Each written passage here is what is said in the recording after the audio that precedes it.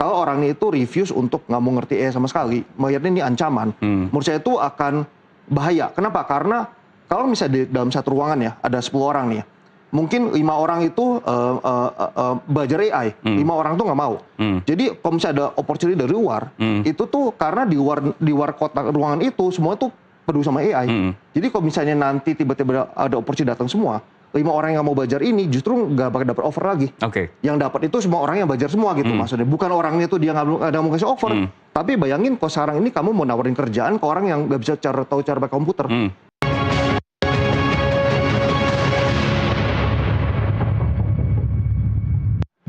Pemirsa, Anda masih menyaksikan Nusantara Economic Update dalam segmen Industri 360 dan masih bersama kami Adrian Lesmono, Country Consumer Business Lead NVIDIA Indonesia. Ya Pak, sekarang ini yang lagi seru memang ekonomi kreatif khususnya dari industri game. Ini banyak yang menilai bahwa ada pengaruh dari AI sendiri dan juga meningkatkan kualitas. Apakah hanya kualitas gambar saja atau memberikan pengalaman yang berbeda sebetulnya?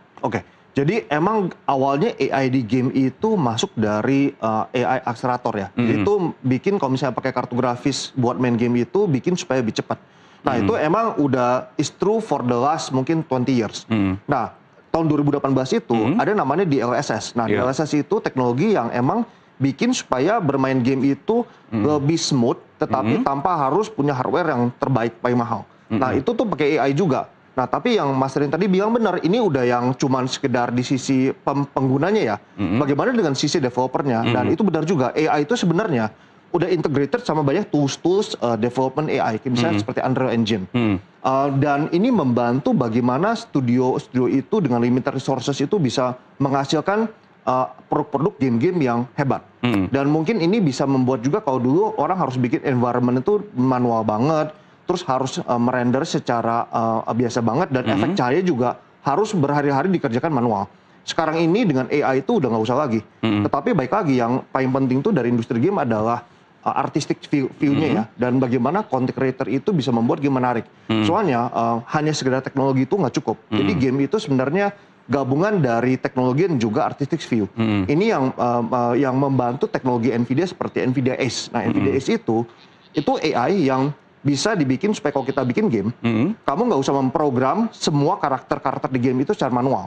Kita bisa bikin supaya setiap karakter itu punya personality masing-masing. Jadi kalau misalnya saya sekarang game developer yang punya tim 10 orang, terus saya harus bikin game yang besar sekali. Ada misalnya dari 500 NPC di game itu ya, non-playable karakter.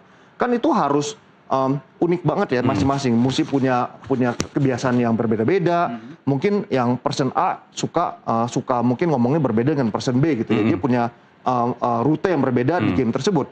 Nah kalau misalnya sekarang kita harus manual satu persatu kita coding, itu tuh butuh resource besar sekali. Artinya jumlah orang yang banyak dan waktu yang besar. Nah AI itu bisa membantu membuat supaya ini dibikin sebagai sistem. Kita cukup bilangin karakteristik orang ini seperti ini, habit seperti ini. Dia akan otomatis langsung membuat orang ini langsung bekerja seperti itu. Nah itu menggunakan AI juga, namanya NVIDIA Ace gitu.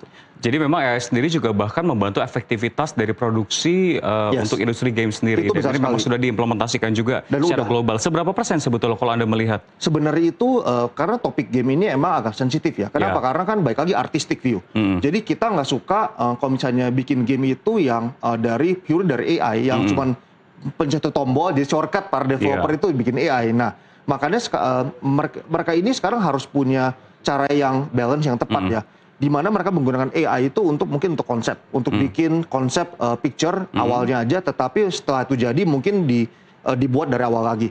Sama seperti arsitek, kalau kita mau gambar rumah dari arsitek ya, kita nggak mau arsitek itu pakai AI untuk bikin desain rumah buat kita, tapi mungkin bikin proposal cuman pada saat kita expect dia kasih yang final outputnya, maunya itu mereka bikin dari awal gitu. Nah game juga sama seperti itu. Jadi menurut saya itu penggunanya udah cukup banyak ya, cuman nggak semua tempat di bidang tertentu. Mungkin di bidang konsep art, mungkin di bidang untuk akseleratornya, dari sisi hasil output dari gambarnya itu udah pakai AI.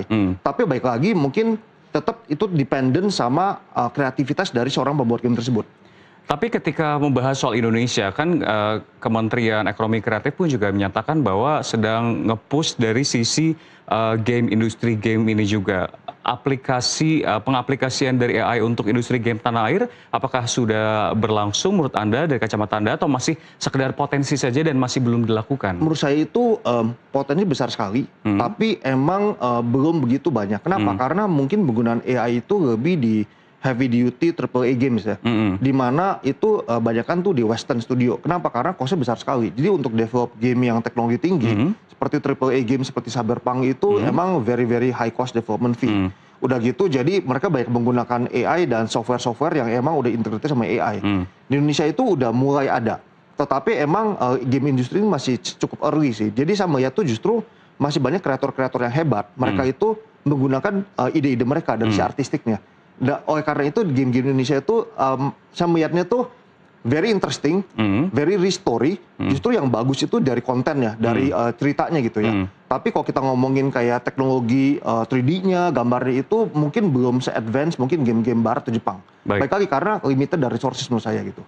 Dan kalau Anda melihat terkait dengan sejumlah regulasi yang dilakukan oleh pemerintah Indonesia, apakah memang sudah mendukung dengan berbagai kebijakan untuk digitalisasi dan juga perkembangan AI di Indonesia? Karena kita ketahui ini juga salah satu yang dicanangkan oleh pemerintah terkait dengan pembangunan data center di Batam yang salah satunya melibatkan juga NVIDIA. Tanggapan Anda seperti apa? Seberapa strategis dari program ini dan juga pertanyaan pertama tadi melihat regulasi dan kebijakan dilakukan pemerintah? Ini penting sekali karena satu yang kita itu NVIDIA percaya bahwa namanya sovereign AI itu very important. Jadi sovereign AI itu konsep di mana kita harus punya data kita sendiri. Jadi kita nggak mau punya AI yang datanya itu di host oleh orang lain. Jadi namanya itu sovereign AI. Nah, Indonesia itu harus punya strategi sovereign AI sendiri dan punya data center di Indonesia itu sangat penting sebenarnya. Dan ini sesuatu yang government Indonesia tuh harus melihat ini penting sekali ya. Dan ini bukan menyangkut juga bagaimana data-data ini akan di-manage ke depannya. Dan karena Indonesia itu salah satu kekuatan Indonesia adalah jumlah penduduk. Artinya jumlah informasi data itu banyak sekali. Nah, jadinya mungkin selama 20 tahun ke depan, kalau kita ingin menguasai our own data dan informasi, kita harus punya strategi about sovereign AI yang tepat hari ini. Nah, saya merasa data center di Indonesia itu udah benar nih arahnya nih. Cuman apakah itu sesuai dengan policy yang juga memastikan data-data itu juga harus di Indonesia juga? Apakah itu mungkin lebih ke arah private data center yang dipakai oleh semuanya? Atau emang kita ada keputusan dan policy yang membuat bahwa Indonesia AI model itu harus based Indonesia? Nah, itu saya belum tahu. Karena saya juga berharap Indonesia government juga akan mengarah ke sana juga. Dan kita sih sangat positif sekali ya melihat bahwa potensinya itu akan sangat besar sekali ke depannya sih. Namun kalau melihat soal investor yang datang ke Indonesia, tanggapan Anda seperti apa? Karena kan banyak yang menilai sejumlah industri bahwa berbagai regulasi bisa dibilang banyak bergerak nih, maju mundur oleh pemerintah untuk kacamata teknologi, digitalisasi, data center. Bagaimana Indonesia saat ini masih menarik perhatian investor ke di bidang AI ini? Mungkin Indonesia itu salah satu dari data center yang penting itu ada resources, ada tenaga listrik ya. Karena that's the first thing ya, kalau bisa buka data center itu harus punya resources yang banyak sekali dan tenaga listrik. Itu jadi mungkin jadi boleh dibilang insentif para mereka investor mau buka di Indonesia. Itu yang pertama. Kedua juga mungkin policy yang very clear. Ke depannya seperti apa? Karena Indonesia tuh base yang besar sekali, udah pasti buka data center di Indonesia udah tepat menurut saya gitu. Kenapa? Karena ini akan dekat lokasi dengan emang di mana pemakaian itu berada. Dan bahkan ke depannya itu kita yang dengan mungkin lokasi yang nyebar sekali, dengan resource yang besar sekali, dengan hydro juga cukup bagus di Indonesia, itu bisa jadi sesuatu dari kita punya advantages, competitive advantages ke depannya ya. Nah, ini juga menurut saya itu jadi sesuatu yang pemerintah perlu consider dengan serius sih gitu sih.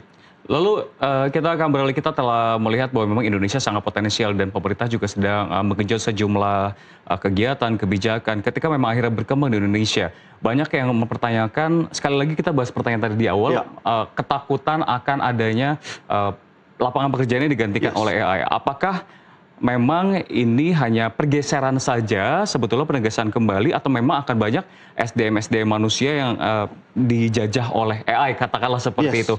Lalu jika kita melihat secara panjang 5 tahun hingga 10 tahun, jika memang itu benar pergeseran, seperti apa sih pergeseran jenis pekerjaan yang kemungkinan akan digantikan oleh AI? Pekerjaan yang menurut saya itu sifatnya repetitif dan juga bukan repetitif, konstan, sama ya, nggak banyak perbedaan, itu akan gampang diotomatiskan dengan AI gitu. Justru pekerjaan-pekerjaan yang masih membutuhkan human judgment. Itu nggak gitu kena sama AI. Tetapi menurut saya sebenarnya ke depannya itu semuanya akan kena efek sama AI. Tergantung berapa besar aja degree-nya gitu. Nah, oleh karena itu kita di sini sekarang harus mulai mengadopsi pemikiran baru. Jadi gini, jangan AI itu dilihat sebagai mungkin software yang hype aja, FOMO gitu ya maksudnya. Bukan. AI itu sama seperti kita menggunakan komputer PC. Jadi ada masa di mana kita manual semua ya, pakai mesin tik, pakai apa. Terus tiba-tiba semua jadi berubah jadi PC, personal komputer. Sekarang kita bekerja nggak pakai komputer tuh kayak nggak mungkin. Harus ada komputer. AI itu seperti itu. Karena AI itu akan integrated sama semuanya. Seperti AI agent, Gen AI, itu akan masuk ke semuanya gitu. Artinya kita sekarang mesti belajar skill baru. Masalah kita akan kena efek juga, pasti kita semua kena efek. Cuma kena efeknya itu apakah panggilan pekerjaan menurut saya dependent sama orang ini tersebut. Kalau orang ini itu refuse untuk nggak mau ngerti AI sama sekali, melihatnya ini ancaman, menurut saya itu akan bahaya. Kenapa? Karena kalau misalnya di dalam satu ruangan ya, ada 10 orang nih ya, mungkin 5 orang itu belajar AI, 5 orang tuh nggak mau. Jadi kalau misalnya ada opportunity dari luar, itu tuh karena di luar kotak ruangan itu semua tuh peduli sama AI. Jadi kalau misalnya nanti tiba-tiba ada opportunity datang semua, 5 orang yang mau belajar ini justru nggak bakal dapat offer lagi. Yang dapat itu semua orang yang belajar semua gitu maksudnya. Bukan orangnya itu dia nggak ada mau kasih offer. Tapi bayangin kalau sekarang ini kamu mau nawarin kerjaan ke orang yang nggak bisa tahu cara pakai komputer. Tahu pakai Windows ya nggak? Tahu pakai MacBook nggak tahu, saya nggak pernah sentuh komputer. Itu orang nggak mungkin dapat kerjaan kan? Sama seperti AI gitu. Mungkin 20 tahun lagi, kalau kamu sama sekali nggak ngerti AI, mungkin bukan karena kamu nggak bisa kerja, orang tuh nggak mau kasih kamu kesempatan lagi. Nah itu masalah nih menurut saya gitu. Jadi kita harus belajar dari sekarang sih.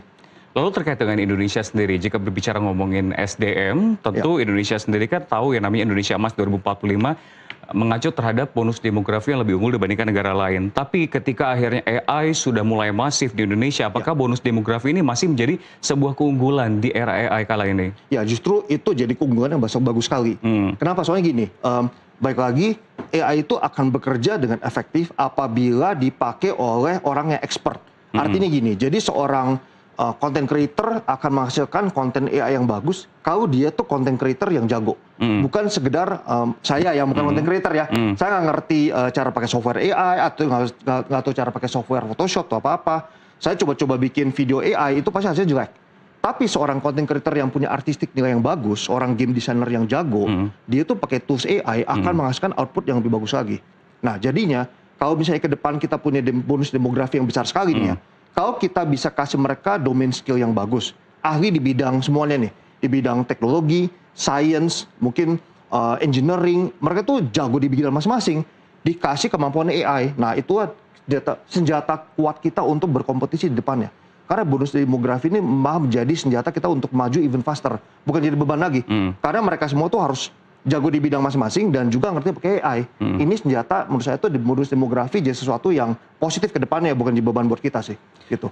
Lalu sekarang kita akan berbicara kembali, ini menjadi pertanyaan terakhir Pak, terkait dengan NVIDIA sendiri. Melihat tadi berbagai prospek yang cukup menarik untuk era AI ini sendiri, apa saja sebetulnya yang akan menjadi strategi dari NVIDIA Indonesia ke depannya di Indonesia, lalu visi misinya seperti apa, atau mungkin langkah-langkah terdekat fokusnya lebih kemana, apakah kembali meningkatkan skill dan juga SDM dari masyarakat? Ya, jadi udah pasti di Indonesia itu NVIDIA mau memastikan tuh ke depannya setiap orang itu punya akses ke AI sih. AI itu karena kan nyambung kemana-mana ya, bukan cuman kita sebut chatbot, tapi AI itu nyambung ke entertainment, gaming, ke productivity, cara kita bekerja pakai AI agent, atau juga mungkin buat broadcasting, buat main game. Jadi AI akses itu perlu yang ada. Nah cara gimana? Satu, kita membuat supaya devices yang menggunakan AI itu available. Mau itu pakai laptop, pakai PC, ataupun akses mungkin AI ke service-service yang online seperti ChatGPT, Gemini itu ada juga. Dan yang paling penting tuh layer yang pertama ya, layer yang kedua, kita harus edukasi bagaimana menggunakan AI dengan tepat. Kenapa? Karena setelah mereka mendapatkan insight dan edukasi tersebut, mereka akan menjadi productive member of society menggunakan AI. Artinya itu mereka udah ada alatnya, udah ada aksesnya, mereka sekarang tahu cara pakainya. Mereka akan bisa berinovasi, bikin solution pakai AI. Nah inilah tujuan dari NVIDIA, bagaimana kita memberikan opportunity, akses, dan juga edukasi. Jadi ke depannya itu kita melihat Indonesia sebagai negara yang sangat potensial dan capable sekali dengan semua sumber dayanya itu ngerti AI dan bisa even better daripada negara-negara lain ya. Karena kita jumlah orangnya banyak dan semua jago AI dan juga expert di bidang masing-masing. Itu tujuan dari kita semua. Jadi itu dia tadi pemirsa, kita melihat memang era AI ini semakin masif ke depannya. Terserah kepada Anda apakah mau riding the wave, kita akan belajar AI dan juga bisa lebih mahir kembali dan juga memberikan dampak terhadap Indonesia, atau justru malah memilih untuk tidak menggunakan teknologi dan akhirnya pun digantikan oleh AI seperti itu ya Pak Adrian. Ya. Dan sekali lagi pemirsa, terima kasih telah bergabung bersama kami, Adrian Lesmono, Country Consumer Business Lead NVIDIA Indonesia. Dan selanjutnya kita kembali ke Nusantara Economic Update.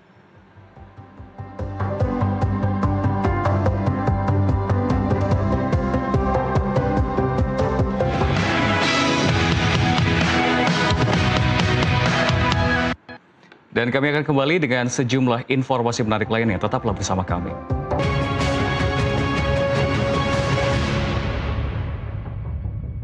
Mulai dari isu publik, tren sosial, hingga fakta